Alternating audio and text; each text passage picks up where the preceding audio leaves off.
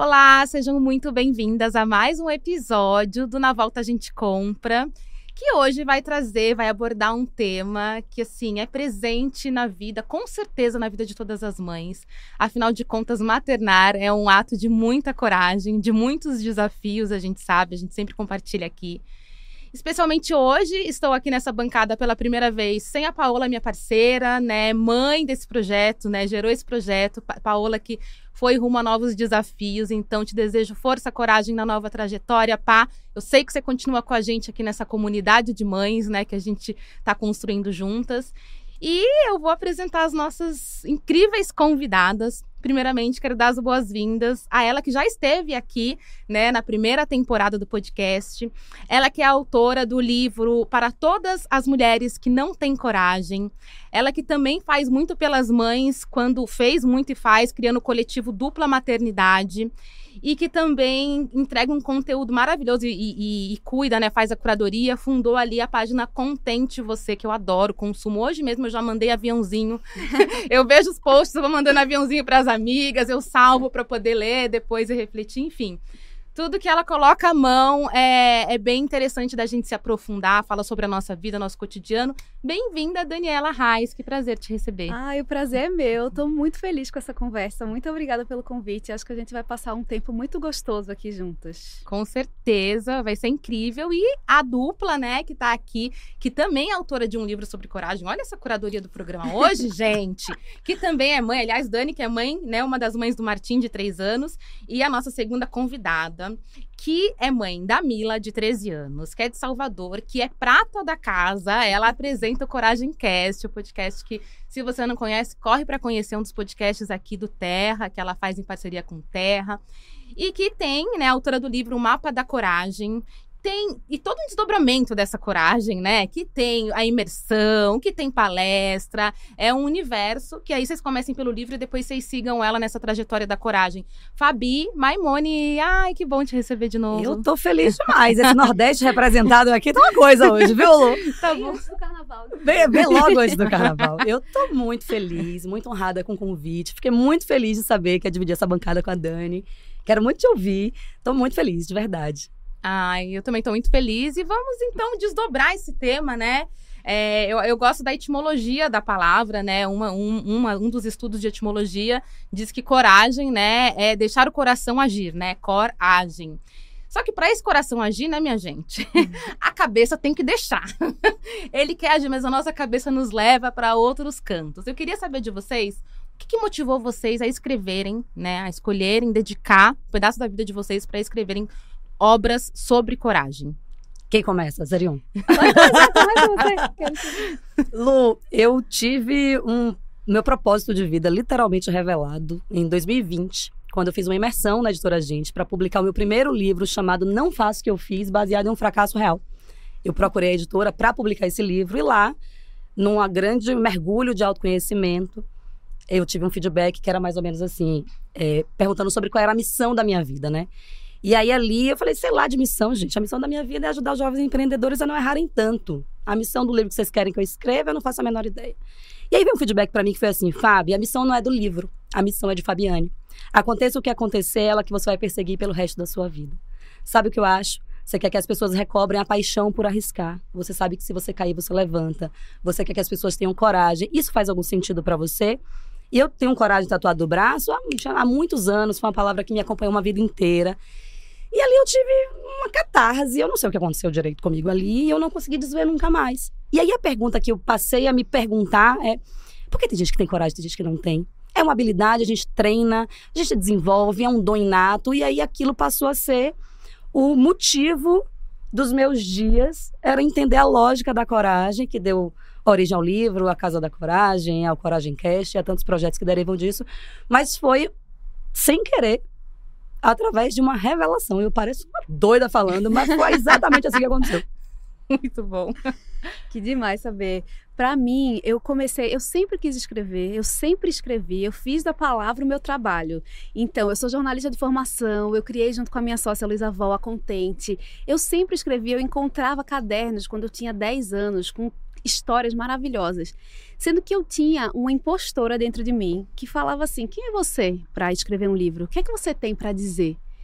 E aí, há uns 7 anos atrás, eu comecei a entender que essa minha sensação, ela não era uma sensação exclusiva minha, que várias mulheres são acometidas pela síndrome da impostora ou pelo fenômeno da impostora, que nos faz sentir que o tempo inteiro que a gente não está preparada, que a gente só está aqui porque a gente teve sorte, que a gente precisa fazer cada vez mais. E aí eu comecei a fazer esse mergulho, comecei a entrevistar outras mulheres de diferentes lugares e de diferentes tamanhos na carreira e todas sentiam a mesma coisa. E aí um dia eu recebi uma mensagem da Bestseller, que é a editora que publicou esse livro, perguntando, você tem vontade de escrever um livro? A gente gosta muito do que você escreve e a gente quer que você escreva um livro. Eu falei, meu Deus, essa é a mensagem que eu quis a vida toda.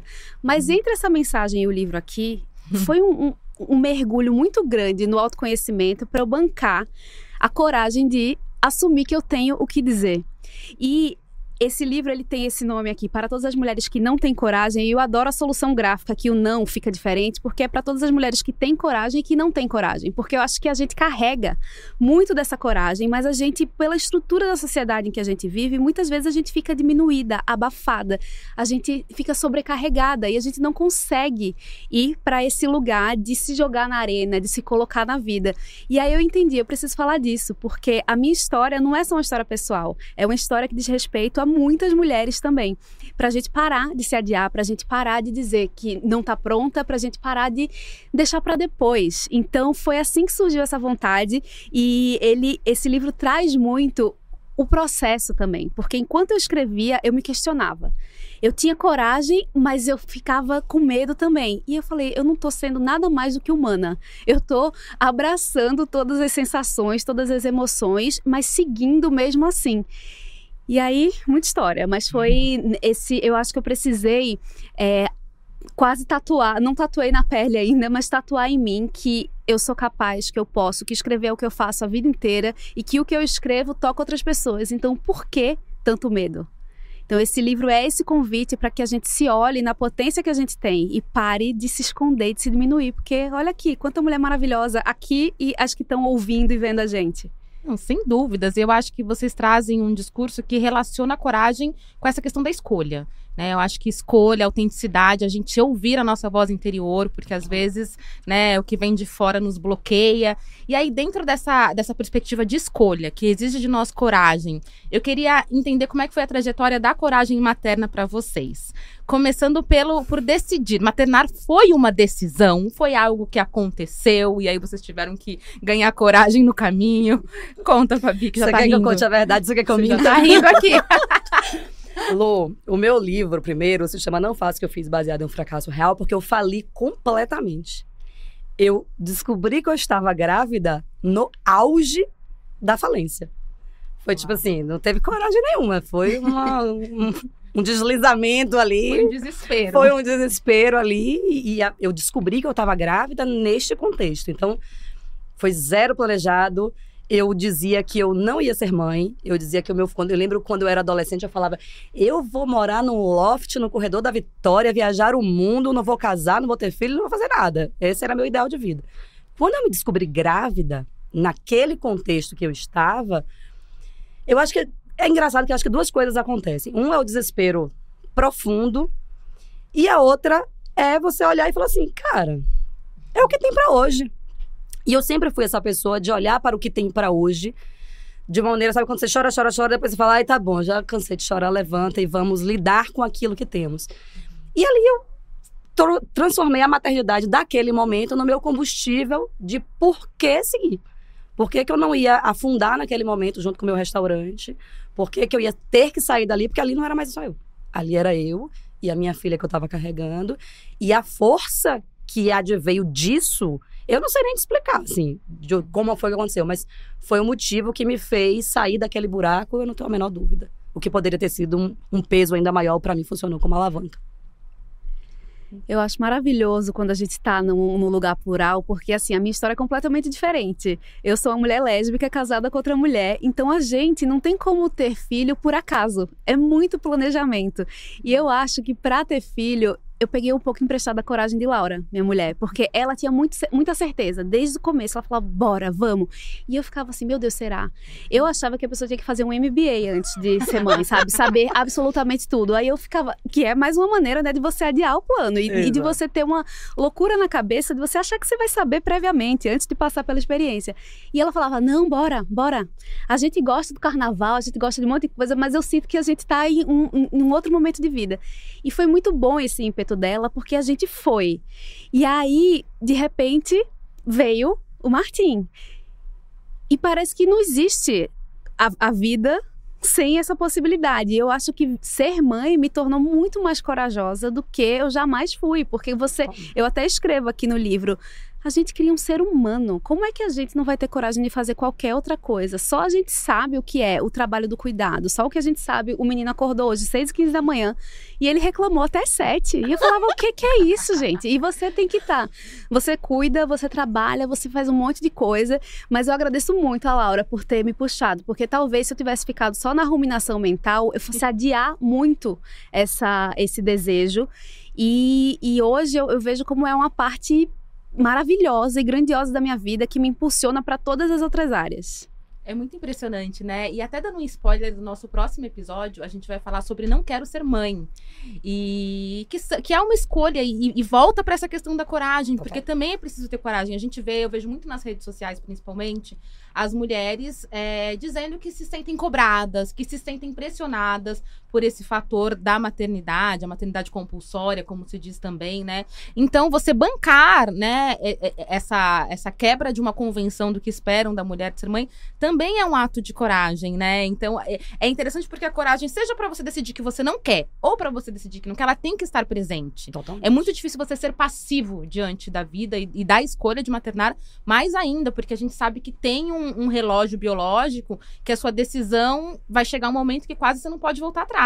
Chega uma época que, claro, pensando na via comum, né? Mas, e não, comum que eu digo assim, né? Não a via natural, né? Mas é incrível como você tem que ter se apropriar da sua vida e falar, não, dane-se que o tio do pavê tá enchendo meu saco, que a minha mãe, que a minha sogra, principalmente, né? Assim, tem que bancar, segurar isso, né?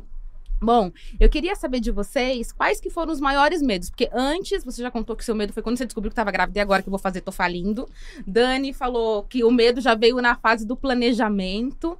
Depois das crianças no mundo, né? Assim, vocês lembram qual que foi a situação que mais deu medo e exigiu coragem com vocês? Foi colocar o dedo na cara de um médico que não respeitou a sua intuição ali, né? Qual que foi a situação que vocês lembram mais, assim? De falta forte? De coragem, na verdade, de novo eu vou para os dois polos, né? Do grande medo e da coragem que se fez presente. Foi no meu divórcio.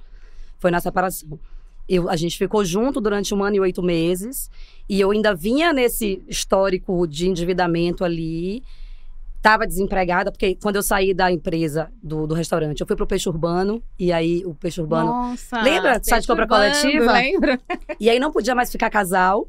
E aí, nós dois estávamos. Um dos dois tinha que sair. Quem sai? A mulher com o filho pequeno ou o cara? Era uma coisa meio que óbvia que a mulher sairia do projeto. Aí, eu saí do projeto, então eu fiquei desempregada, falida, cuidando de uma criança de 1 ano e 8 meses, e descobri uma super traição do meu marido na época, do meu companheiro na época. E aí você fica, separo e cuido sozinha neste contexto de uma criança de 1 ano e 8 meses, fico nesse casamento, o que é que eu faço? E ali, mais uma vez, o medo absurdo e uma coragem louca de dizer, aqui eu não fico mais. E tem uma coisa que eu gosto de ressignificar, sempre essa coisa do medo, que eu acho, e hoje eu fazia isso e não entendia por quê, mas pra mim o medo é farol. Medo pra mim hoje é farol. Todas as vezes que eu tenho medo de fazer alguma coisa e eu não consigo ignorar esse medo, é porque ali tem uma mensagem pra mim. Eu precisava me separar. Eu tava morrendo de medo de me separar. Mas por que eu não dissuadia daquela ideia e falava, não, vou continuar, vou dar uma chance, vou perdoar? Eu não conseguia pensar nessa possibilidade. Mas eu morri de medo de tomar a outra decisão. Mas eu falei, cara, e se tá me dizendo que aqui eu tô com medo, tem um alinhamento com a minha essência, tem um alinhamento com quem eu sou. E assim eu fiz, me separei. E aí fui vender colchão de porta em porta no interior da Bahia, em Vitória da Conquista. Eu, minha filha de 1 ano e 8 meses, meu colchão penduradinho, que era um pedaço da Companhia do Sono, que hoje é uma empresa. E com o meu colchão e Mila do lado. Igual o médico, quando você vai ver representante de remédio, que a pessoa chega com aquela malinha, eu chegava com o meu pedaço de colchão. Porque era um colchão ortopédico, enfim. Mas eu acho que foi uma grande coragem pra mim ter me separado. E a minha grande alavanca, de novo, que poderia ter sido um grande peso, pra mim não funcionou como peso, foi olhar pra Mila e falar assim, por você, a gente vai até o fim fazendo aquilo que eu desejo fazer. Por ela. Uau. Falta até fôlego. O episódio que me fez ter coragem depois da maternidade começou muito cedo, assim. A gente faz parte de uma família de 2 mães com um filho, num país como o Brasil, num mundo que está olhando para o diverso e para a pluralidade de uma maneira muito difícil. Então eu tinha muito medo, como eu tenho até hoje, de que o Martim sofra preconceito por ser filho de 2 mães. Ele nasceu na pandemia ainda, então a gente viveu aquele isolamento. Quando começou um pouco de flexibilização, a gente passou a sair para uma pracinha, para uma exposição. Em todo lugar, a gente só via famílias, pai, mãe e filho. E eu pensava, caramba, eu não quero que ele cresça achando que ele é o único no mundo que tem 2 mães. Eu quero que seja a coisa mais natural da vida dele, conviver com outras famílias iguais à dele, assim como eu quero conviver com outras famílias iguais à minha. E aí eu tive uma ideia de chamar algumas poucas mães que eu conhecia na época para fazer um encontro. A gente fez um grupo de WhatsApp, uma foi chamando a outra e tudo mais. A gente fez um primeiro encontro no Parque Ibirapuera. Nesse primeiro encontro foram 50 pessoas. Eu não conhecia nem 10 mulheres que viviam a dupla maternidade, de repente tinham 50. A gente postou aquilo ali em rede social, fez um segundo encontro, tinham 100 pessoas. Imagina. Então, isso foi o embrião do que hoje é o coletivo Dupla Maternidade, que é um coletivo que reúne mais de 1.200 pessoas do Brasil inteiro. E a gente virou um lugar de acolhimento, de pertencimento. A gente faz encontros, a gente faz rodas online e, principalmente, o que é que a gente faz? A gente naturaliza o que é natural. E a gente tem, uma vez no encontro, uma das mães falou assim, é muito bom brincar de ser maioria um pouco. Então, a gente faz o encontro e todas as crianças ali têm 2 mães, você não precisa explicar nada. E para o meu filho é a coisa mais natural do mundo. E a minha alegria é perceber que para várias outras crianças esse lugar também é um lugar muito importante. Então foi por conta de um medo, por conta de um receio que eu carrego até hoje, porque é isso, o mundo não tá fácil, o mundo tá fechando muitas portas e a minha dor é pensar que um dia esse menino pode sofrer preconceito ou que alguma dessas crianças possa sofrer preconceito. Então a gente virou ativista por essa causa, e é uma causa que fala principalmente da infância, como é que a gente olha para a infância, como é que a gente acolhe. Então foi a partir de um medo que me veio um lugar muito forte na vida, que é esse trabalho que eu faço voluntariamente junto com uma equipe maravilhosa, assim, de pessoas voluntárias. Tem a Queca Ribeiro, que é cofundadora junto comigo, e mais um monte de mulheres que, por entenderem a importância da nossa vida ser política, elas estão ali todos os dias, mesmo com todas as demandas, articulando. É uma roda aqui, é um encontro ali, é uma festa de carnaval, tudo para que a gente possa existir com a força que a gente tem e sem tanto medo, sabe? Não, total, assim, que bom que tem pessoas como vocês, né, que transformam em combustível. Você falando disso, eu penso muito no meu exemplo de medo também e coragem, e de como poder transformar, que no meu caso, eu faço parte de um grupo que é maioria, mas é minorizado no Brasil, que também sofre muita opressão, né, e preconceito, e a minha filha é fruto de uma relação interracial, então tenho medo desse não lugar dela, né, de ser uma criança parda, então tem o olhar do preconceito, porque algumas pessoas leem ela como negra, tem outras pessoas que quando eu saio com ela, eu tive muito medo de sair com ela, né, por eu ter a pele muito mais escura que a dela, então esse medo de, e já me chamaram, perguntaram se era babá, entendeu, cadê a mãe da criança, então são medos e microagressões diárias que você tem que levantar a cabeça e enfrentar pra existir, é muito louco, né, que simplesmente pra existir, pra ir no mercado, pra ir no shopping. Uma vez eu tava com ela no Sling, né, numa dessas grandes lojas de departamento, que tem muitos episódios de racismo, e uma senhora veio até mim, eu com a criança no Sling, com uma roupa colorida, como sempre estou, e ela veio me perguntar quanto que custavam as coisas. Eu falei, gente, eu tô com a bebê no Sling, eu tenho cara de vendedora, o que faz a senhora pensar, né, que eu sou uma vendedora que tá aqui pra te servir, né, então é muito louco como isso te furta, assim, né, simplesmente existir. Você tem que ter coragem pra se tornar você tem que acabar virando compulsoriamente uma ativista, exatamente, de alguma forma, né, pra pra reagir, pra existir. E às vezes é um pouco cansativo, né? Muito, porque a mãe, ela já faz muita coisa. E uma das mães do coletivo falou um dia, a gente vive no estado de hipervigilância, porque a gente não sabe como as pessoas vão reagir.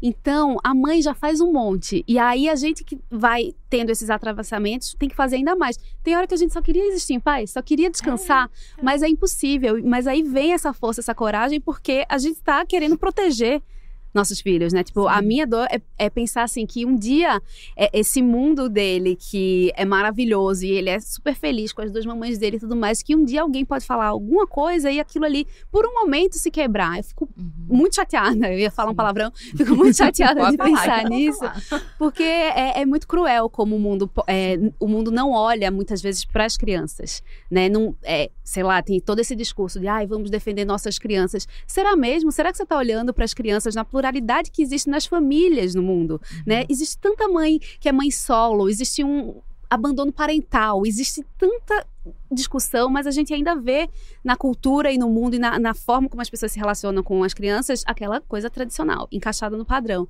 Então, tem hora que a gente só queria ficar em paz. Sim, no supermercado. Exato. Mesmo a Fabi, que né, talvez não faça parte de um grupo de opressão. E a gente sabe que tem muitas famílias separadas, mas ainda assim a gente sabe que existe um preconceito com a mãe solo, né? Aquela mãe que tá ali sozinha com a criança nas situações. Também eu vivi um preconceito assim que, nossa, foi... Sabe quando você é atravessada por uma coisa? Vou contar rapidamente.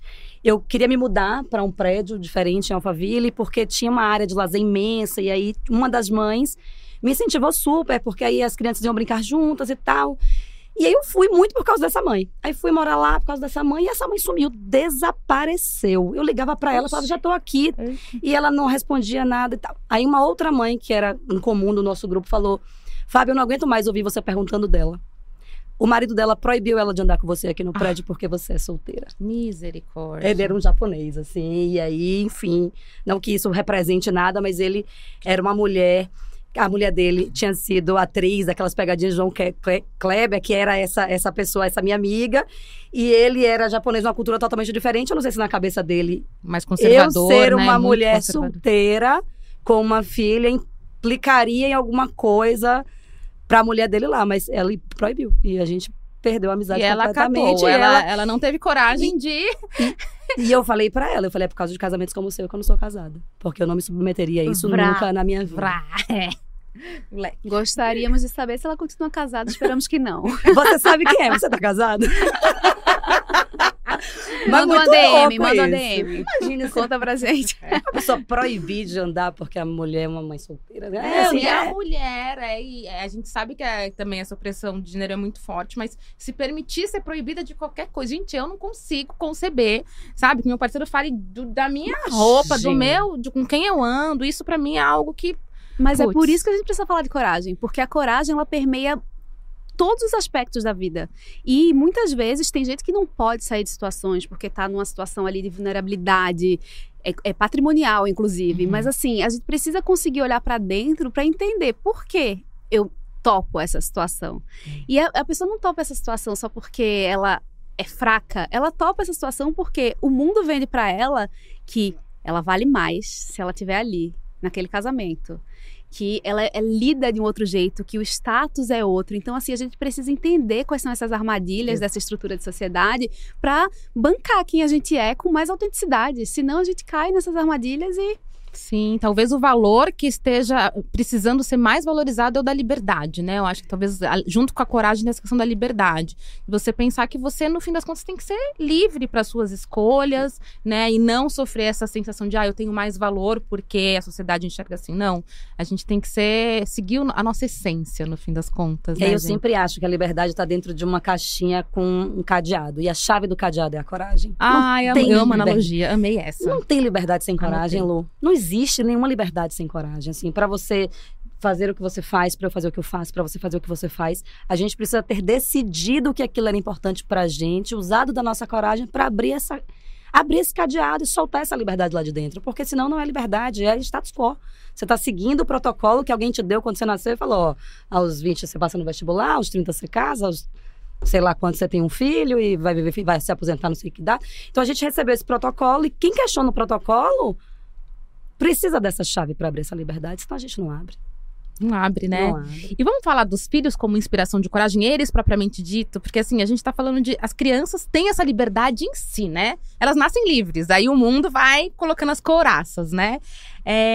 Quais situações, histórias vocês se lembram né, dos filhos, da filha de vocês, que inspirou, né, a essa coragem? Aquela coisa tão linda de você ver. Eu, por exemplo, eu vejo minha filha na natação porque ela tinha muito medo de nadar, né? Foi um processo pra ela. E hoje ela solta, livre, né? Meu marido fala, vai fazer academia no sábado de manhã. Eu falo, não, eu quero ver ela nesse processo de nadar, porque é tão lindo você ver ela conquistando a autonomia, rompendo com o medo, sabe? É lindo. Gente, eu até me arrepio, de verdade. Assim, tipo, é muito bonito de você ver esse desenvolvimento. O que inspira? Você com uma filha adolescente já, que daí é um outro rolê. É coragem até demais, né, Brasil? Dá esse spoiler pra gente.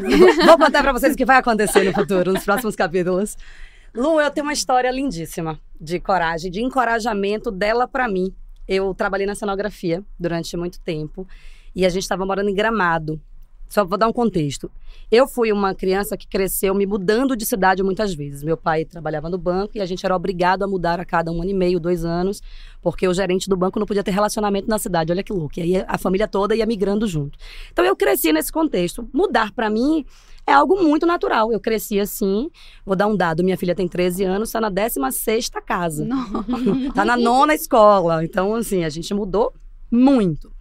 E estava na cenografia, trabalhando em Gramado, e já tinha visto meu propósito de vida, minha missão já tinha sido revelada, eu já estava completamente louca, querendo trabalhar com encorajamento. Mas estava fazendo o Parque da Mônica de Gramado, numa obra gigante, e Mila tinha passado 2 anos fora da escola. O primeiro ano porque todo mundo ficou fora na pandemia, o segundo ano porque podia ser híbrido, a gente acabou ficando 100% remoto, porque estava naquela de ir para Gramado, atrasou a obra, ficou 2 anos fora da escola. Fato é que 22 a gente foi para Gramado. E Mila já estava totalmente enturmada na escola. De um jeito que ela se candidatou a presidente da sala com 1 mês de escola. Uau! E falando, tcheba, guria, ela já estava assim. Ela é um cosplay do lugar que ela tá. Ela é essa pessoa. E a gente foi morar em São Paulo quando ela tinha 3 anos. Isso ela já tinha 10 e a gente estava em Gramado. E aí, eu não queria mais trabalhar na cenografia. Comecei a ter vários problemas com o sócio da empresa, e quanto mais eu trabalhava na cenografia, mais meu olho tremia, mas eu falava, eu não sei porque eu tô aqui, eu preciso ir embora pra São Paulo, porque eu queria botar o Coragem Cast, eu queria escrever um livro, eu queria botar pra fora tudo aquilo que eu já tinha visto dentro. Só que ela amando a escola. Como é que você tira? Como é que, mais uma vez, você tira a criança da escola, sendo que ela estava há 2 anos fora da escola? E aí, teve um dia que a gente teve uma discussão muito bizarra, lá dentro da obra e tal, com a direção da empresa que eu trabalhava. E eu falei, cara, não dá mais. Eu preciso tomar uma decisão e eu preciso usar da minha coragem para voltar para São Paulo, para tocar tudo isso, mas eu precisava conversar com Mila. E como é que você dá notícia para essa criança de que, mais uma vez, não era janeiro, não era junho para chegar no meio do ano, era maio. Ela ia pegar mais uma vez uma escola com um bonde andando. Aí eu lembro que eu fui buscar ela na escola em Canela, e a gente estava voltando de Canela para Gramado, e eu falei assim, filha, você sabe que não tá legal minha relação lá na empresa. Você sabe que eu sei o que eu quero fazer da minha vida e é isso que importa pra mim. Eu tô pensando da gente voltar pra São Paulo. O que é que você acha? Aí ela falou assim, mãe, sabe o Pequeno Príncipe? O Pequeno Príncipe mora num planetinha chamado B612. E lá tem uma árvore muito grande chamada Baobá. O Pequeno Príncipe precisa podar essa árvore todos os dias, porque senão ele fica sem ter espaço pra morar no planetinha. O baobá são as pessoas tóxicas da nossa vida. Corte este baobá e vamos embora. Gente! Analogia. Lô, por Deus que tá nesse céu. A gente não tá aqui. Por Deus que trabalhou comigo, que acompanhou tudo. Uau. Eu olhei pra ela, falei, sai daí, Menina espírito que do tá aí. céu. Quantos anos tem Ela esse espírito, né? tinha 10 anos nesse dia. Eu olhei pra ela, a gente foi embora. E voltou pra São Paulo. E assim eu fiz. E aí, quando eu cheguei em São Paulo, mãe solo, ia perder o dinheiro fixo ali da cenografia, que tinha uma estabilidade financeira bacana. E aí recebi uma proposta de emprego para trabalhar no super... Era assim, uma proposta incrível. E aí fui consultar meu oráculo de novo, né? A criança. Eu falei, e aí? Tem essa possibilidade, o que é que eu faço? Ela falou, mãe, não desvia do seu sonho, não. Você é meu maior exemplo de coragem. Se nada der certo, eu retomo meu canal do YouTube. Gente, olha, a gente vai sair daqui pedindo o livro de Mila também, livro de viu? Mila. Pelo amor de Tem um Deus. episódio do Coragem Cast com ela. Entendeu? Tem um Coragem Cast com ela. Que ela tinha, acho que 10, 11 anos, tem um episódio com ela. Mas, assim, Uau. ela é essa pessoa. E eu criei ela, muito eu e ela. E aí, como... Se eu puder deixar um conselho, acho que já avancei um pouquinho na maternidade, Mila sempre foi tratada como um indivíduo. Ela é uma pessoa que pensa e que pode ser trazida para as discussões. Eu quero o entendimento dela a respeito das coisas. Isso desde muito pequenininha. Desde que eu entendo Mila por gente, para mim, ela fala coisas e eu trago discussões para elas que às vezes são muito complexas. E ela falava coisas lúdicas, assim, que era muito legal você ver o raciocínio dela. Então, às vezes, a gente quer poupar os nossos filhos daquilo que nos acontece, dos nossas tristezas, das nossas situações. E vai sair deles, às vezes, uma palavra que vai fazer você virar uma fortaleza do mundo. E a gente esquece disso. A gente acha que eles têm que crescer para serem os nossos conselheiros. E, às vezes, a ingenuidade deles, a forma pura como eles veem a vida, vai simplificar de uma forma tão grande, tão simples quanto corte este baobá e vamos embora, sabe? Maravilhoso. Eu lembrei, quando chegou o livro para mim, chegou em casa uma caixa com livro, aí eu fiquei, meu Deus, meu livro, finalmente. E o Martin estava em casa, eu falei, filho, olha o livro que a mamãe escreveu para todas as mulheres que não têm coragem. Aí ele virou e falou assim, eu tenho coragem. Aí eu falei, meu amor, que bom, é sobre isso. Eu falei, a autoestima do homem branco já nasce, entendeu? É embutida, não tem jeito. Eu tenho um exemplar lá em casa. E até aqui, eu começo o livro e eu falo assim, ó. Para Martim, meu filho, que alargou a minha existência e me deu a coragem que eu busquei a vida inteira. Então ele é esse lembrete o tempo inteiro que eu não posso me diminuir, eu não posso não estar feliz, eu não posso seguir deixar de seguir meu propósito. E ele nasceu e um mês depois eu perdi meu irmão. Então esse nascimento dele com a morte do meu irmão foi uma coisa muito brutal. Eu fiquei deprimida, foi muito difícil. Enquanto isso, continuava trabalhando, todo um lugar assim, muito adoecedor. E ele foi a mola no fundo do poço, sabe? Ele foi essa existência que me fazia pensar, eu não quero ser uma mãe triste. Tá tudo bem a mãe ser triste, tá tudo bem a mãe ficar doente, tá tudo certo. Mas eu pensava, meu Deus, é uma alegria tão grande essa criança aqui me chamando o tempo inteiro pra brincar, me chamando pra viver.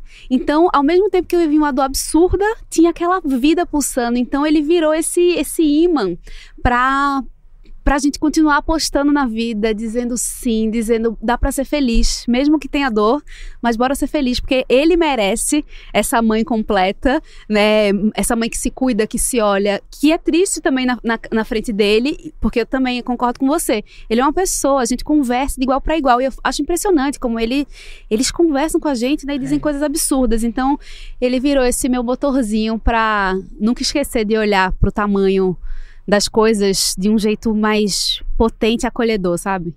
Bom, então, pra gente já ir encerrando, assim, dava pra gente ficar uma manhã, uma tarde toda falando sobre esse tema. Que delícia de papo, né, gente?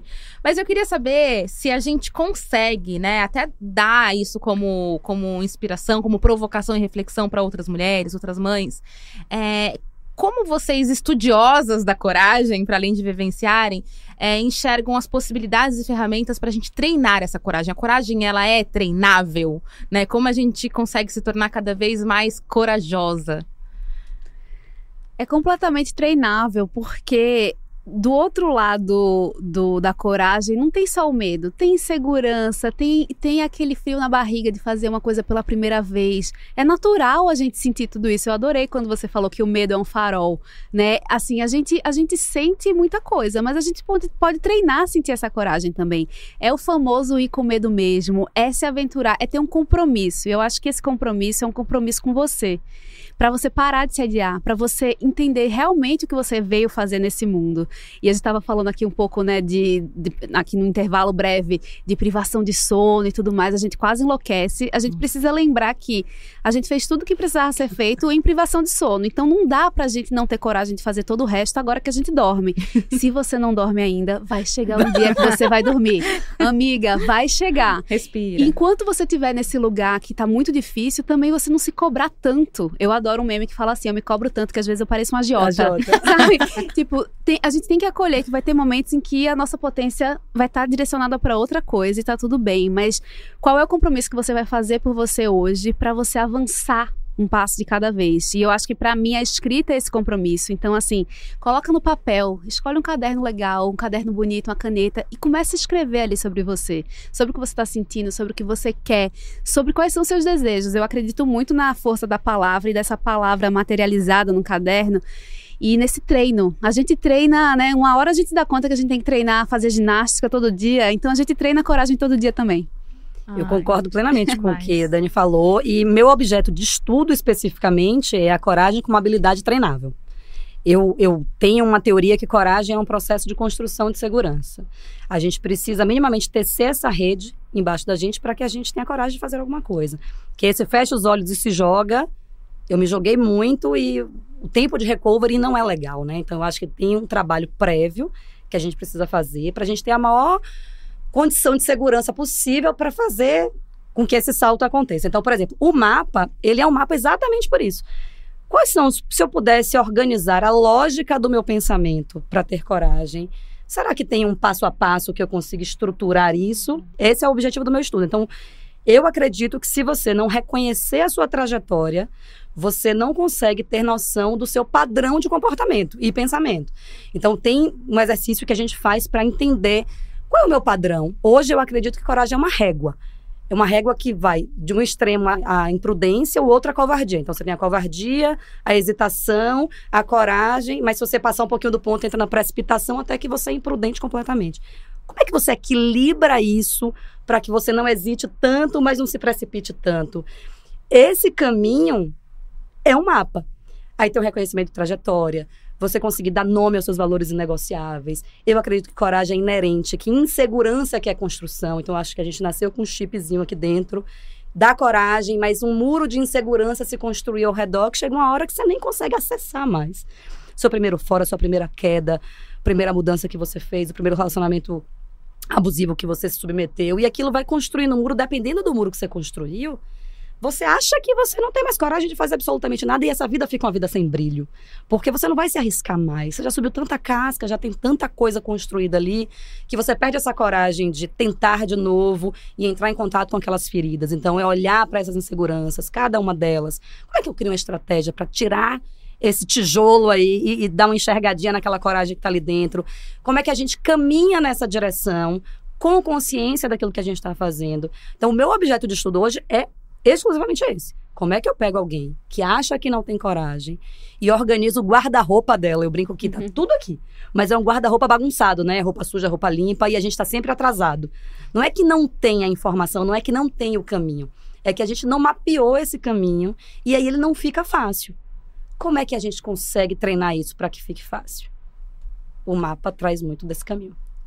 Gente, gênias, que presente, né? A gente poder ter a obra de vocês para ler, ter podcast, ter rede social e ter esse episódio que para mim é muito especial. Tô muito grata por vocês terem generosamente dividido, né, conselhos, dicas, insights.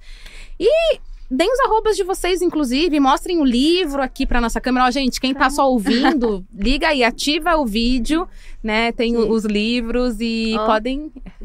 Tem que comprar os dois juntos, viu, gente? Por favor, que aí vai ser um combo, meu amor, que você nunca mais vai vocês podem olhar pra aquela câmera ali, ó. Compra os dois Aquela juntos, ali? marca a gente nas redes sociais, espalha a palavra. É super importante. Cada pessoa que escolhe ler um livro é maravilhoso. E assim, espalhem. E eu acho que nessa imagem que você trouxe, eu fiquei pensando, vale a gente colocar essa fotinha dos nossos filhos e pensar em pegar carona na coragem que eles têm, porque eles se jogam na vida, né? Eles têm coragem de tudo, eles brincam o tempo inteiro, aquela criatividade aguçada. É tão lindo de ver que a gente seja mais criança também. Exatamente, concordo plenamente. Pra se jogar e brincar, né, na vida também, né? A gente se leva muito a sério, Lu. Muito. Para com isso, Muito. gente. É um negócio de arrogância a gente se levar a sério desse jeito. Muito, vamos bagunçar. Bagunça, gente. Para com isso. Ai, o que é que vão achar? Ninguém vai achar nada. Não tem ninguém ligando pra tu. Tá todo mundo ocupado. Muito. Todo mundo ocupado. Muito, aliás. Meninas, mais uma vez, muito obrigada. Foi um presente mesmo. Muito obrigada. Que entrevista maravilhosa. Um prazer te conhecer. Ai, o prazer é meu. Fiquem ligados, então, nas nossas redes sociais, no nosso Instagram, @navoltapod. Vou deixar vocês darem onde vocês também tem o YouTube para você acompanhar. Tem as suas plataformas de streaming, a gente está distribuindo lá também. Enfim, segue a gente, vamos fomentar e fortalecer essa comunidade de mães. Meninas, arrobas? Exato, a gente esqueceu de dar o arroba. Não, o meu vamos. é Dani Arraes com I. E o outro é @contente.vc. Amo. Sigam, mandem mensagem, falem da coragem de vocês ou da falta dela e a gente conversa. Continua essa conversa. Maravilhoso. O meu é @Fabi Maimone, MAIMONE. Não tem nenhuma... Não é difícil. Fabi Maimone, me manda no direct. Eu adoro quando as pessoas vêm no direct e elas desabafam, às vezes aquele texto enorme. Eu leio com o maior carinho, respondo. Não tem, acho assim, ó, quando você entende o que é a coragem, como ela pode fazer bem pra gente, a gente tem a obrigação de se tornar um guardião dessa mensagem, né, Dani? E espalhar E essa espalhar mensagem. essa mensagem. Aprendeu, pega e passa, porque a vida fica muito mais fácil, fica muito melhor. Então, @Fabi Maimone, me segue lá, manda direct, que eu vou ter o maior prazer do mundo em falar com vocês. Obrigada, gente. Com isso, encerramos mais um episódio. Fica ligado, daqui 15 dias tem mais episódio, mas no nosso Instagram tem muito conteúdo desdobrando esse tema, continuando essa conversa. Até a próxima. Um beijo. Tchau, tchau.